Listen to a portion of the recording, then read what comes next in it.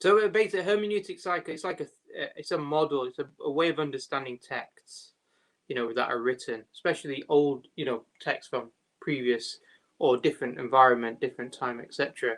And what it basically says, it says that, look, when you look at a sentence, what you do in your mind is you break each word in that sentence, and then you start to understand the sentence, the words in connection to the overall sentence. Like and the classic example is like the word can, C-A-N.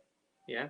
So when it says can in a sentence, and you find this with Quranists, what they tend to do is they tend to go to the Arabic dictionary. Yeah. Again, an external source from the Quran, but they're going to the Arabic dictionary. They're looking at a word and they're looking at all the different meanings that the word is. And what hermeneutic cycle says is that well, that word can, C-A-N, is going to have a meaning connected to the context. Does it mean can as in can do this, or does it mean a can of beans? Yeah. So it's going to have an understanding. So what you then do is you understand and appreciate the word by understanding the whole of the sentence. And by understanding the whole of the sentence, you start to have a greater appreciation of each of the parts. So then this idea, this model of reading says, well, okay, what about the paragraph?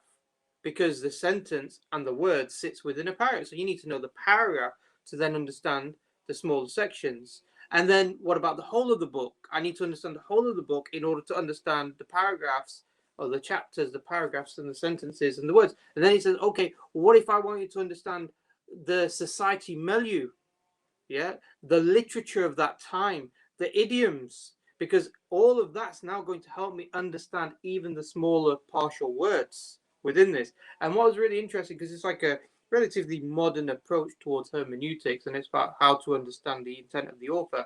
But I was thinking this is very similar to the early scholars of Islam and the Mufassirin and the grammarians, because their intention was to say, look, you can't just look at the word, you have to look at the environment, the society, the poetry, what they saw in terms of the hopes and the fears and things like that, as a way to understand. And I think you give a nice example of so I didn't mean to go on, by the way, because I'm trying to do this quickly. But you give a nice example about the verse of Quran that talks about do not go through the back of your house. Yeah, go through your front door. For somebody who's reading that without understanding the historical context, it's like, what's that about? You can't It go blew through my the back. mind. Yeah, it blew my mind when I came across this. I've read the verse many times, but I never realized what's this about. Why are the companions jumping through are they jumping through the windows? What the heck's going on?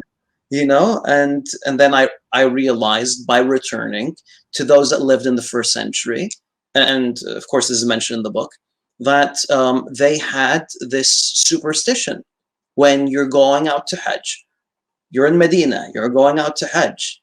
You cannot have anything above your head.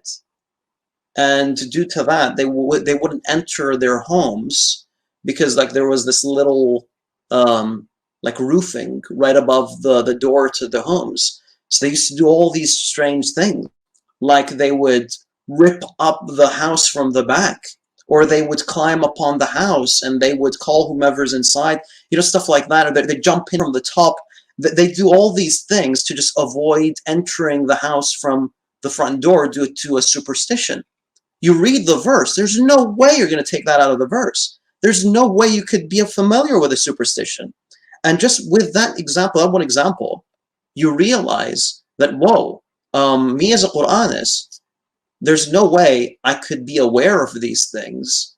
And there's no way I could appreciate some, at least concede, there's no way that you could appreciate some verses in the same way that first century scholars did because of their familiarity with the superstitions, with the culture, with the history, with the words that have been attributed to the Prophet, peace be upon him. And I think you made the point in the book, and I think you made this on the first stream as well. And I thought it was a really good point, which is you said, look, for the first century or the first audience or the companions of the Prophet sallallahu alaihi wasallam, the Quran, they understood it because they understood the events that it was related to. They understood the context. It wasn't like You know, they're trying to work out, okay, what does this, what's, you know, what's the verse related to? They know when it says when you're promised one of the two. They know that it refers to the Battle of Badr because they were there at the Battle of Badr and they were hoping that for the caravan as opposed to the army. Yeah. So they understood these verses. They didn't need it. The issue is, it's for us, just in the same way you mentioned, Farid, which is that, well, if you're going to go to the Quran, you need to learn Arabic. So the first thing I'm going to have to do is get books on Arabic grammar and morphology and dictionaries. In order, I'm going to external sources in order to understand. That doesn't mean the Quran is incomplete. It's just that that's the method by which we have to approach the Quran. And in the same way, if we're trying to really understand the intent of the author, like the example about don't go through the back of your houses, go through the front.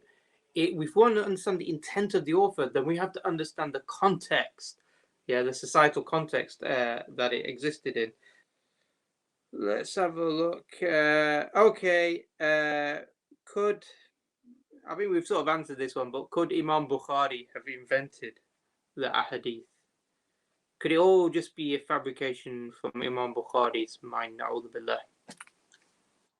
I have a video on my channel called "We Don't Need Sahih Bukhari." I'm doing something like this. I'm like, we don't need Sahih Bukhari.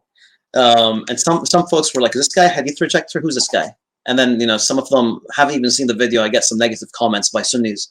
But the video is basically about the idea of if there was no Bukhari, if the guy never existed, if we for some reason decided to toss Bukhari under the bus, would that change anything?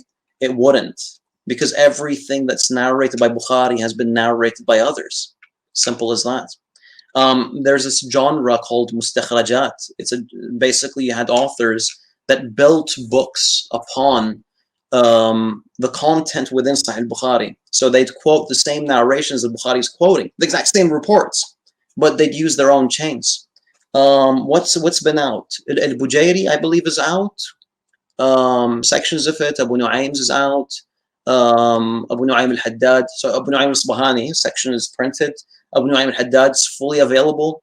And Al-Milanji's book is still in manuscript form. For those who are into the editing of manuscripts, that's something you can find online, you can work on, you could get printed, and I'm sure an Arabic publisher would be happy to print that and to distribute it. Yeah, I'm actually trying to look for the chain because you show a chain somewhere in the book. I was going to try and show it just to show that.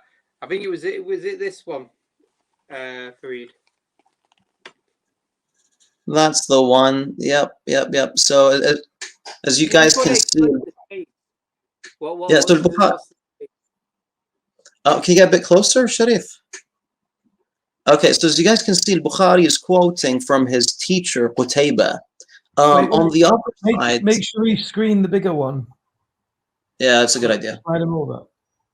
Oh right, screen right. Okay, make me big. Yeah. You gotta put yeah. All right. I love Asanid. Like they make books look so much more fun. As you guys can see here, you have Al-Bukhari on the left, and his chain from Qutayba, and you have Abu Nu'aym on the right. So basically, Bukhari is able to quote this hadith from his sheikh, while Abu Nu'aym is quoting the exact same hadith. However, he needs two other narrators between him and Qutayba. So what Abu Nu'aym is doing is he's preserving and strengthening everything in Sahih Bukhari through his own path. Again, as I was saying, even if Al-Bukhari never existed, we'd still have Abu Nu'aym. That's more or less it. No, alhamdulillah. So that, I think that's the key point, which is that if Imam Bukhari did not collect his hadith, you would have all of those same hadith, but there would be in other collections, and those other collections are not going via Imam Bukhari. So Imam Bukhari is not in the chain of teachers where they receive the hadith from. They're from a different chain. They may have a particular point where they converge, but they're from so this idea that Imam Bukhari invented it is just 200 years later. Hadith were invented by a person called Imam Bukhari, and then suddenly it became proliferated. Just makes no sense. This proliferation occurred prior to Imam Bukhari's time. In fact, during the Sahaba time. I don't know. Yeah.